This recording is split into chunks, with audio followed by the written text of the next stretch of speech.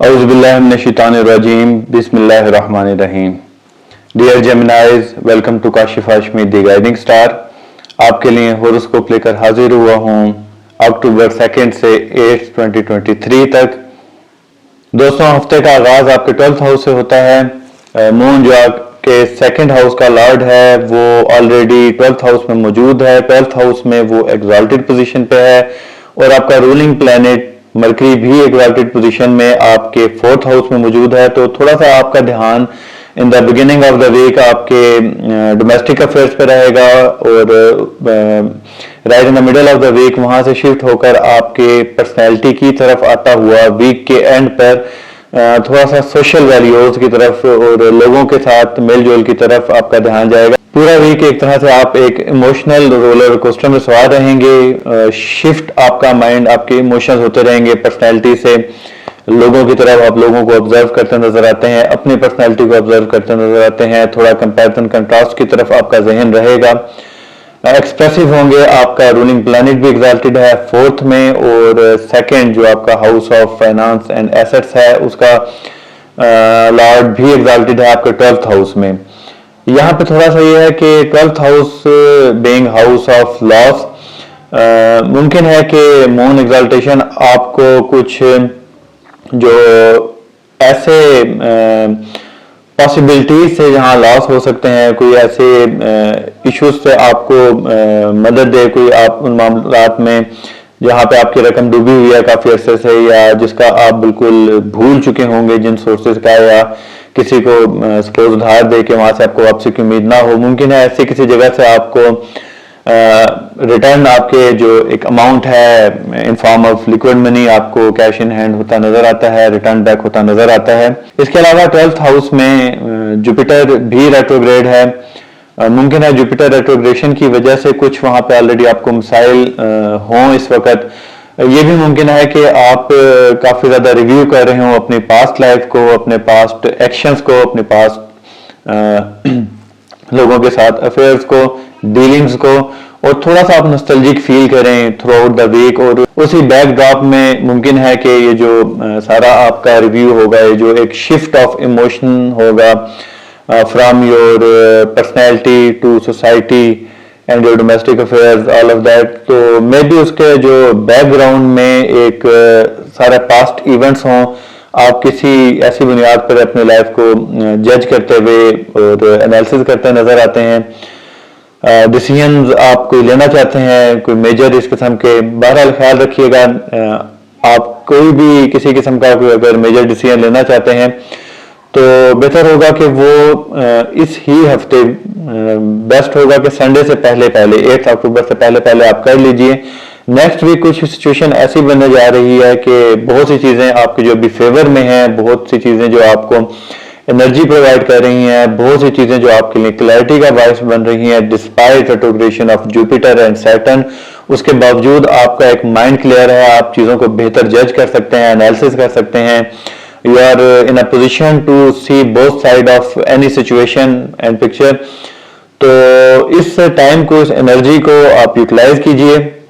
Next week Venus जब retrograde होगा आपके 4th हाउस में तो आपके लिए काफी चीजें प्रॉब्लम क्रिएट कर सकती हैं, क्योंकि वीनस का जो आपका 5th हाउस है और जो आपका 12th हाउस है उसमें जो ऑलरेडी प्लैनेट्स मौजूद हैं, काफी ज्यादा प्लैनेट्स मौजूद हैं। आपके 5th में सन है, मार्स है, केतु है और वहां पे राहु का एस्पेक्ट भी है। इसी तरह आपके 12th हाउस में जुपिटर रेट्रोग्रेड है, उसमें मार्स की 8th और सैटर्न की 5th एस्पेक्ट भी मौजूद है। मून इस हफ्ते है, खैर उसके बाद नेक्स्ट वीक ट्रांजिट कर जाएगा। तो जुपिटर रेट्रोग्रेशन के साथ मार्स की 8th और सैटर्न की, तो काफी ज्यादा जो एक्शन है, आपके जो एक्टिविटी का फोकस है वो वीनस के दोनों हाउसेस हैं। एक आपका 5th हाउस है और एक आपका 12th हाउस है। वीनस के रेट्रोग्रेड होने से इन तमाम प्लैनेट्स, इन तमाम जो एक एक्टिविटी जारी है वो इफेक्ट हो सकती है। और ये भी पॉसिबल है कि जो प्लैनेट्स इस टाइम आपको इन एरियाज ऑफ लाइफ में फ्यूलिंग प्रोवाइड कर रहे हैं वो कुछ वीक हो जाएं। स्पेशली सन ऑलरेडी डेबिलिटेटेड होता है आपके 5th हाउस में, लीब्रा में, जो वीनस का है। तो वीनस के अभी एक मुस्तहकम पोजीशन की वजह से जो सन की डेबिलिटेशन है आपको इतना अफेक्ट नहीं कर रही। ان کیس آلریڈی آپ کے برتھ چارٹ میں سن ڈیبلیٹیڈ نہ ہو تو یا سن ویک پوزیشن پہ نہ ہو تو ادروائز ابھی اس کو وینس کی فیولنگ کافی حاصل ہے، کیونکہ وینس ابھی پریزنٹلی لیو میں موجود ہے، آپ کے تھرڈ ہاؤس میں موجود ہے، اور تھرڈ سن کا ہاؤس ہے، سن اس کا آپ کا تھرڈ کا لارڈ ففتھ میں موجود ہے، تو ایک لحاظ سے دونوں ایک دوسرے کو فیلنگ پرووائڈ کر رہے ہیں. لیکن جیسے ہی وینس ٹرانزٹ کر کے آپ کے فورتھ ہاؤس میں آ جائے گا تو اس کے بعد سے آپ کے لیے سن کی جو ویکنس ہے وہ ملٹی پلائی ہو جائے گی، اور وہاں پہ کیونکہ کیتو موجود ہے، راہو کی اسپیکٹ موجود ہے، تو حالات آپ کے لیے کافی زیادہ پریشان کن ہو سکتے ہیں. تو آپ جتنی اس قسم کی ڈیسیژن ہے اس ہفتے لے لیجئے گا، آپ کے لیے بہتر رہے گا. جہاں تک فائنینشیل آپ کے سرکمسٹانسز ہیں، جو آپ کے مالی معاملات ہیں، اس میں بھی اس ہفتے انشاءاللہ اللہ کے حکم سے آپ کو ریلیف ملتا نظر آتا ہے. سیکنڈ کا لارڈ سیکنڈ میں ٹرانزٹ کرے گا اس ویک میں 5 اکتوبر کو، تو ممکن ہے کہ آپ کو کوئی اس قسم کے معاملات میں ریلیف ملے، کوئی آپ کو انکم جنریٹ ہو جائے، کوئی آپ کو بونس مل سکتا ہے. یہ بھی ممکن ہے کہ آپ کی کوئی انکریمنٹ لگ جائے، جو بزنس ڈیلنگز بہتر ہو سکتی ہیں کوئی ایسے.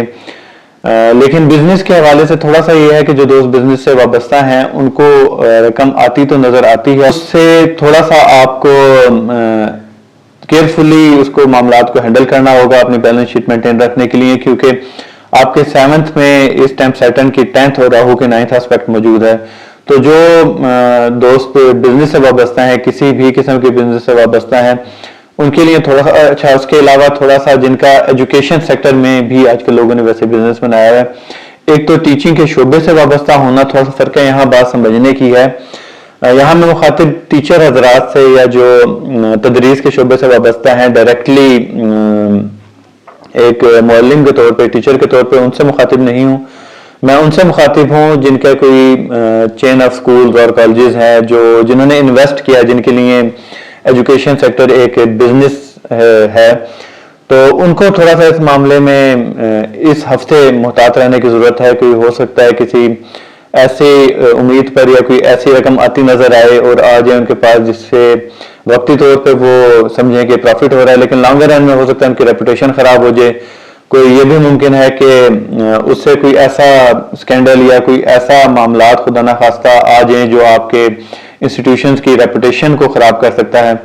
تو وہ حضرات جو اس قسم کے انسٹیٹیوشنز کے اونرز ہیں، جن کے انویسٹمنٹ یا جن کا جو بزنس ایجوکیشن سے ریلیٹڈ ہے، انسٹیٹیوشن سے ریلیٹڈ ہے، وہ تھوڑا محتاط رہیں فائنینشیل ڈیلنگ میں. کسی بھی قسم کی کوئی بھی ایسا نیو کنٹریکٹ کرنے سے احتیاط کیجیے گا، اس پہ آپ اچھی طرح ریسرچ کر لیجیے گا.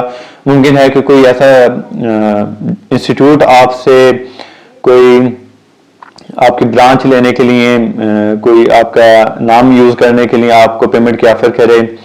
تو آپ اس انسٹیٹیوٹ کی ریپوٹیشن اچھی طرح دیکھ لیجیے گا، ان کی قابلیت دیکھ لیجیے گا، ان کا جو معیار ہے ایسا نہ ہو کہ آپ کا کوئی مارکیٹ میں جو ایک اچھا نام اسٹیبلش ہوا ہے وہ اس سے کوئی افیکٹ ہو. تو باقی جاب سیکٹر میں اور جو دوست چاہے گورنمنٹ میں چاہے پرائیویٹ سیکٹر میں سروس سیکٹر سے ریلیٹڈ ہیں، جابز کر رہے ہیں، ان کو کچھ ریلیف ملتا نظر آتا ہے. فائنینشیل ڈیلنگ میں ممکن ہے ان کی کوئی انکریمنٹ ہو جائے، یہ بھی پاسبل ہے کہ کوئی بونس کسی صورت میں مل جائے. اس ہفتے تھوڑا کاشن آپ کو آپ کے جو سبلنگز کے ساتھ ریلیشن شپ ہے اس میں آپ کو محتاط رہنے کی ضرورت ہے. اسپیشلی جو سسٹرز کے ساتھ کسی قسم کا کوئی معاملات ہوتے ہیں، اختلافات اٹھتے ہیں، تو ان کو طول مت دیجیے گا. چاہے وہ اس ٹائم جمنائز لیڈیز اینڈ جینٹس، خواتین حضرات دونوں سے مخاطب ہوں، وہ معاملات کچھ بگڑ سکتے ہیں، چاہے وہ آپ کی سسٹرز ان لاز ہوں، چاہے آپ کی اپنی سسٹرز ہوں. تو اس کا ایفیکٹ آپ کو ممکن ہے کہ اگر ابھی کوئی اختلاف پڑتا ہے تو طول پکڑ کے نیکسٹ ویک آپ کے جو فادر سے معاملات اس کی بیس پر مزید خراب ہو سکتے ہیں. وہ معاملہ طول پکڑ کر افیکٹ کر سکتا ہے انوالومنٹ آف یور فادر. اس میں پھر یہ ہو سکتا ہے کہ آپ کو کسی سبکی کا سامنا کرنا پڑ سکتا ہے. ابھی آپ کے 3rd ہاؤس میں وینس موجود ہے، جبکہ آپ کے 4th اور آپ کا رولنگ پلانٹ اور آپ کے 4th کا لارڈ جو ہے وہ اسی ہفتے ٹرانزٹ کر کے 5th میں چلا جائے گا. تو تو ممکن ہے کہ کوئی کسی قسم کا ڈائلاگ ہو سکتا ہے مذاق میں ہی کوئی ایسا ایمرج ہو اور وہ بڑھتے بڑھتے بات اختلاف سے آگے نکل جائے، تو محتاط رہیے گا۔ جو خواتین و حضرات اس ٹائم شادی کے بندھن میں بندھنے جا رہے ہیں یا کوئی ان کی بات چیت چل رہی ہے اس معاملے میں، میٹریمونیل افیئر جو ہیں وہ گوئنگ آن ہیں، تو ان کو تھوڑا سا میں کاشن دوں گا کہ بہت محتاط رہیے۔ خواتین و حضرات دونوں کو ہی میں اس بارے میں جو ہے کیئرفل رہنے کے تلقین کروں گا، کسی بھی ڈیسیژن لینے سے پہلے استخارہ کرنے کی میں ان سے ریکویسٹ کروں گا، کیونکہ آپ کے جو 7th کا لارڈ ہے وہ 12th میں ریٹروگریڈ ہے، تو آپ کو اس سلسلے میں کسی قسم کا مستقبل میں خدا نخواستہ پریشانی کا سامنا کرنا پڑ سکتا ہے۔ اس کے علاوہ 7th میں آپ کے ریٹروگریڈڈ سیٹرن کی 7th اسپیکٹ بھی موجود ہے، اس کے علاوہ راہو کی 9th اسپیکٹ بھی موجود ہے۔ تو یہ لاسٹ ویک میں نے کافی ڈیٹیل سے اس بارے میں بتایا تھا، تو شارٹلی ابھی کیونکہ سارے وہ معاملات کنٹینیو ہو رہے ہیں، تو آپ کسی بھی قسم کی ڈیسیژن لیتے ہوئے جلد بازی کا مظاہرہ مت کیجیے گا، اچھی طرح دیکھ بھال کر کے صدقات دے کر استخارہ کر کے کسی قسم کا ڈیسیژن لیجیے گا۔